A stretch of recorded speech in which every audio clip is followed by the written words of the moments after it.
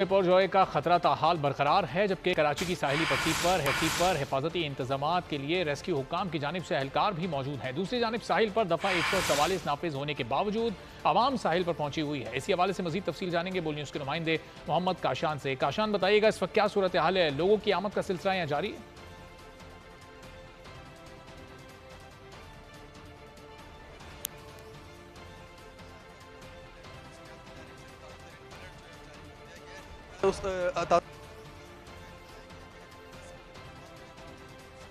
कराची में समुद्री तूफान बिपरजॉय का खतरा अभी भी बरकरार है। साहिल समंदर पर दफ़ा 144 नाफिज है, लेकिन लोग फिर भी यहां पर आ रहे हैं। जी बताइएगा काशान, इस वक्त क्या सूरत हाल है?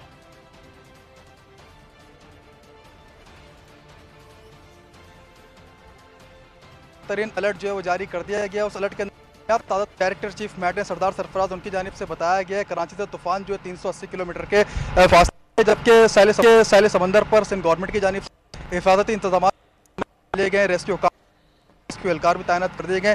वक्फे से जो है DHA के एहलकार जो है यहाँ पर पेट्रोलिंग 24 सेक्शन जो यहाँ पर जो लगा उसकी खिलाफ वर्जी करते हुए भी शहरी हमको यहाँ दिखाई दिए, उन्होंने उनको तो यहाँ से दूर कर दिया है। कुछ शहरी यहाँ पर। बहुत शुक्रिया काशान, आगाह कर रहे थे।